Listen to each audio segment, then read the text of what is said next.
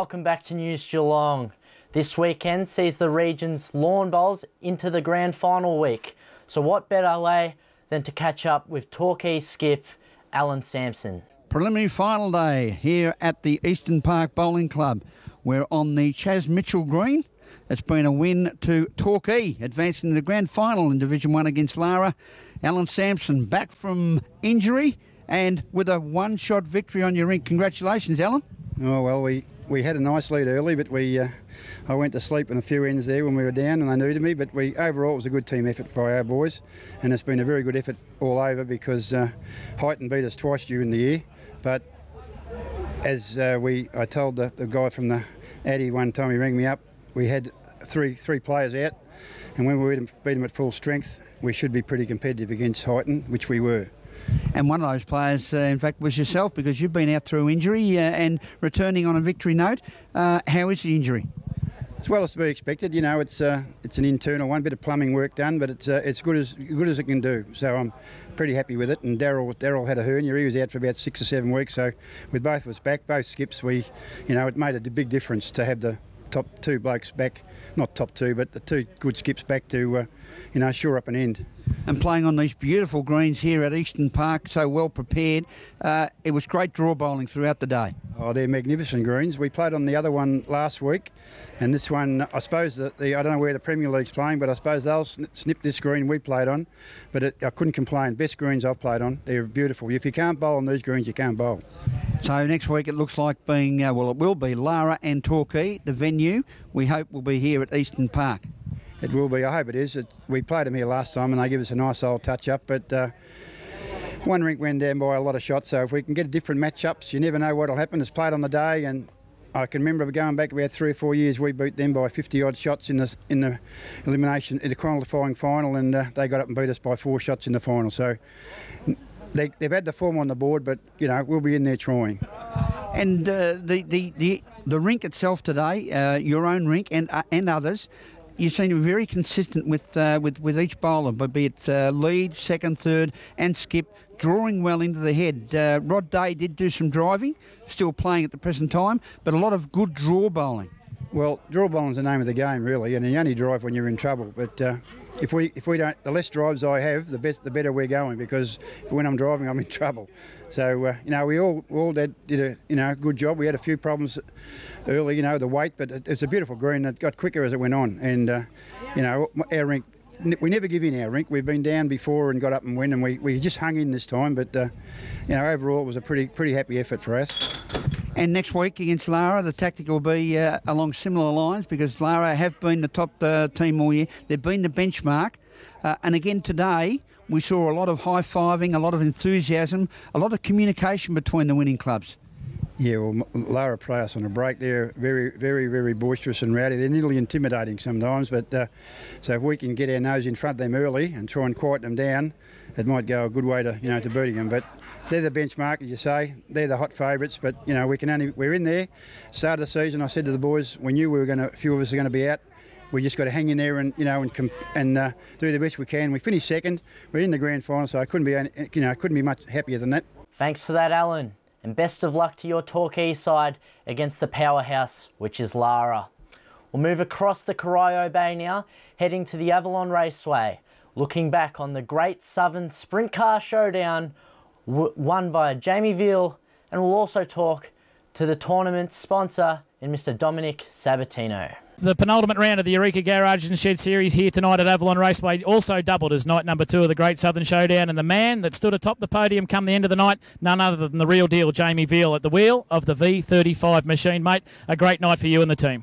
Yeah, Avalon Raceway put a great track on tonight, and we just had a good couple of heats, timed well in the time trial dash and rolled in the feature, and clear track, got through lap traffic pretty well. So our team done a great job, and like I said, Avalon done a great job as well. A nice situation for you to roll in here tonight. Obviously, a couple of guys really vying for that Essendon Ford Track Championship in Sean Dobson and Brett Milburn. They had plenty to race for points-wise.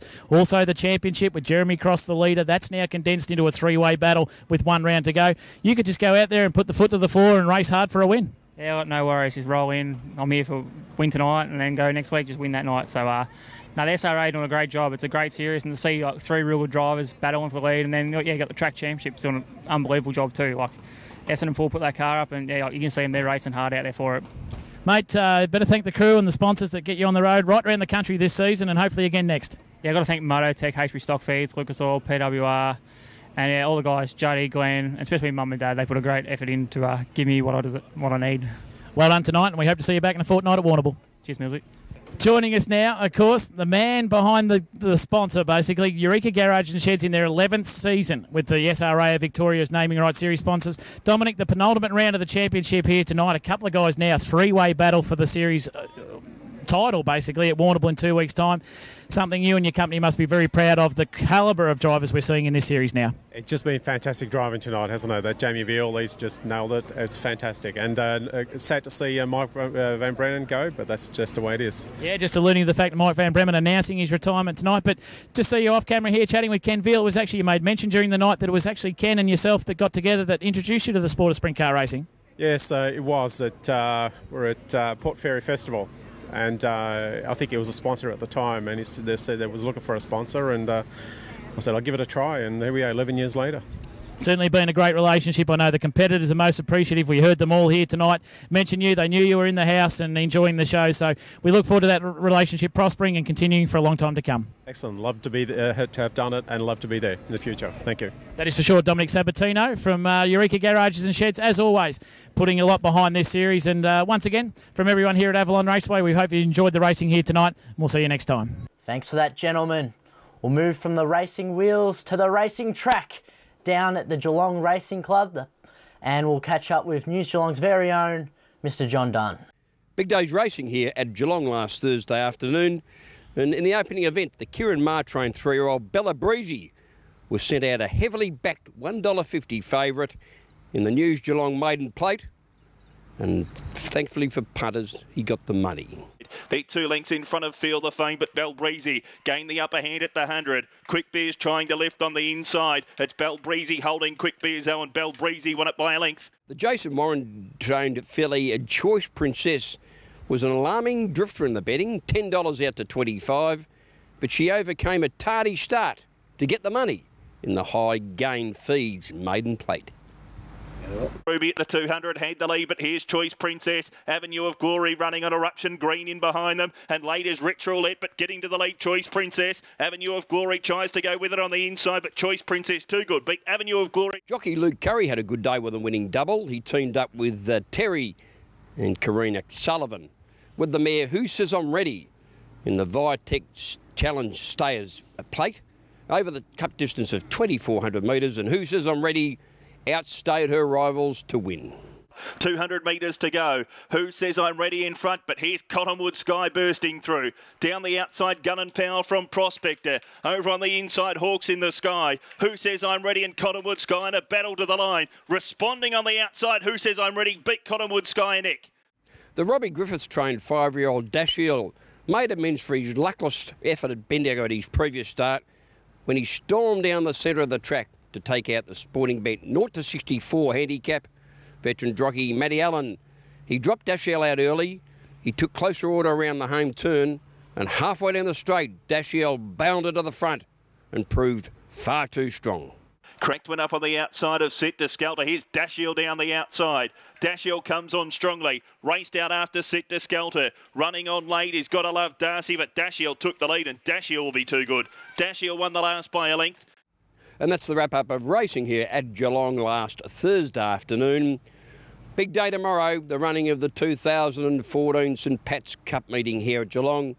Hope to see you all out here, and you too, Alex. Heaps of races there, plenty more to come this weekend. Until then, back to you, Rollo. Thank you, Alex, and you have a great weekend in what will be many activities of sport. Now a look at the weather forecast from the Bureau of Meteorology expected for Geelong and the Surf Coast over the coming 5 days. Tomorrow, Saturday, will be partly cloudy with isolated showers in the afternoon, increasing to areas of rain during the evening.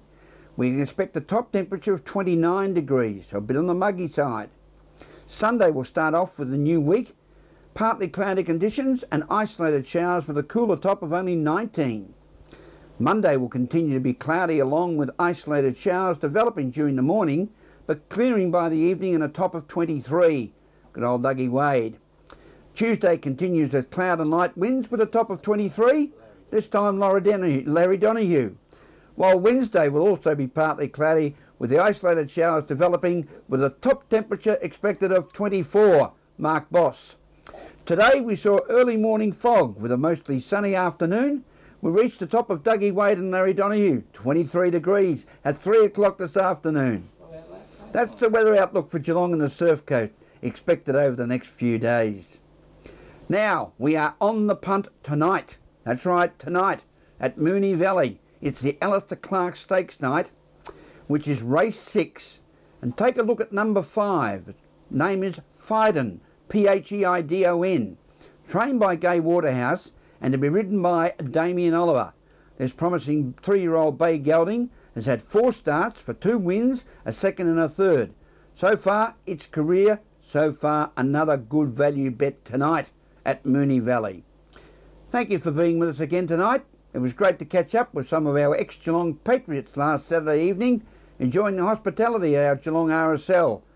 The large group was from Doncaster and included one of the most respected Geelong medical practitioners, now retired, Dr. Trevor Banks.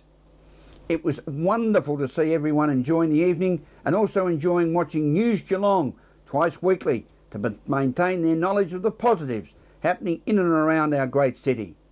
So to all the folk at Doncaster, take your time and smell the flowers.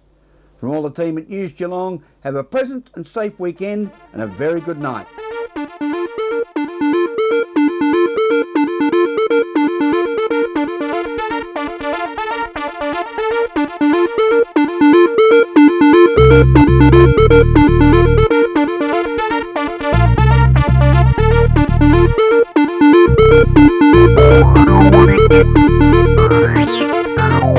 What